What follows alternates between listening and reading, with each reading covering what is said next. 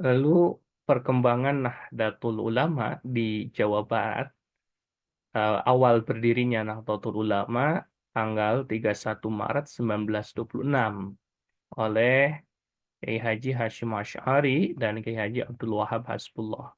Dan ini sebagai reaksi terhadap gerakan pemurnian ajaran Islam yang dilakukan oleh kaum modernis yang dinilai mengancam terhadap eksistensi kelompok Islam tradisional. Jadi selama 2 tahun, organisasi kalangan Islam tradisional ini berkiprah tanpa anggaran dasar hingga belum diakui keberadaannya oleh pemerintah Hindia Belanda. Ketika Muktamar ketiga di Surabaya dilaksanakanlah dari tanggal 28 sampai 30 September 1928, NU telah memiliki anggaran dasar.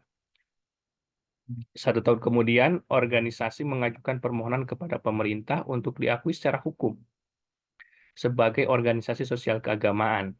Pengakuan pemerintah baru dikeluarkan 6 Februari 1930, sehingga sejak saat itulah NU memperoleh status badan hukum. Adapun perkembangan NU masuk ke Jawa Barat itu didorong oleh 2 faktor, yaitu terciptanya hubungan kekerabatan di antara para kiai dan hubungan intelektual di kalangan pesantren. Yakni seorang santri yang mendirikan pesantren baru tidak akan mendapat restu dari gurunya apabila belum menimba ilmu di pesantren Jawa Timur. Biasanya pesantren masyhur di Jawa Timur yang selalu menjadi tujuan akhir para santri dari Jawa Barat adalah pesantren Mas Pacitan, pesantren Bangkalan Madura, dan pesantren Tebu Ireng Jombang. Nah, persinggungan kelompok Islam tradisional di Jawa Barat dengan NU terjadi sejak organisasi tersebut berdiri. Dalam Muktamar NU ketiga tahun 1928 diputuskan untuk menyebarkan organisasi ini ke berbagai daerah di Pulau Jawa dan Madura yang dilaksanakan oleh Lajnah Nasihin, komisi apa ya propaganda atau yang menyebarkan eh, organisasi ke berbagai daerah. Untuk daerah Jawa Barat, upaya mendirikan cabang NU diberikan kepada Kiai Haji Wahab Hasbullah, Kiai Haji Bisri Sansuri, dan Kiai Haji Abdul Halim. Ketiga orang kiai tersebut relatif dapat melaksanakan amanah muktamar yang terlihat dari kedatangan utusan dari 13 cabang yang ada di Jawa Barat untuk menghadiri muktamar keempat di Semarang tahun 1929. Selain itu, dalam muktamar tersebut Kiai Haji Abbas dari pesantren Sukamiskin Bandung menyatakan dukungannya kepada NU sehingga keberadaan organisasi tersebut di Jawa Barat semakin kuat. NU Cabang Tasikmalaya merupakan salah satu cabang yang didirikan pada awal berdirinya NU bersama-sama dengan Ciamis dan Cirebon.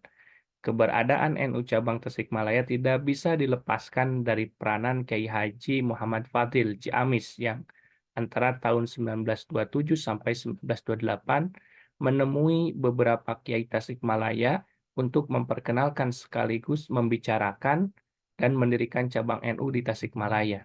Hasilnya, pada 1928, para ulama berhasil mendirikan NU Cabang Tasikmalaya di bawah kepemimpinan Kiai Haji Muhammad Fadil sebagai Rois Syuriah dan Haji Dasuki sebagai Ketua Tanfiziyah.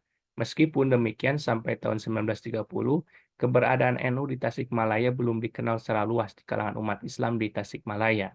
Tahun 1930, Kiai Haji Abdullah Ubaid, salah satu anggota pengurus besar NU, berceramah di Masjid Agung Tasikmalaya yang antara lain membahas aspek hukum dan menyuntik untuk mengawetkan mayat. Ceramah itu mendapat respon positif sehingga beberapa orang kiai yang memiliki basis pesantren menggabungkan diri dengan NU cabang Tasikmalaya. Di antara lain adalah Kiai Haji Qalyubi dari pesantren Ciberem, Kiai Haji Sobandi dari pesantren Cilenga, Kiai Haji Dahlan dari pesantren Cisarulang, Kiai Haji Yahya dari pesantren Madyapada, Kiai Haji Samsudin dari pesantren Gegernoong, Kiai Ruhiyat dari pesantren Cipasung, dan Kiai Haji Zainal Mustafa dari pesantren Sukamanah. Meskipun secara resmi sebagai organisasi keagamaan, namun eksistensi Nahdlatul Ulama sempat juga mewarnai panggung politik nasional sejak tahun 1950. NU menyatakan diri sebagai partai politik setelah keluar dari Masyumi.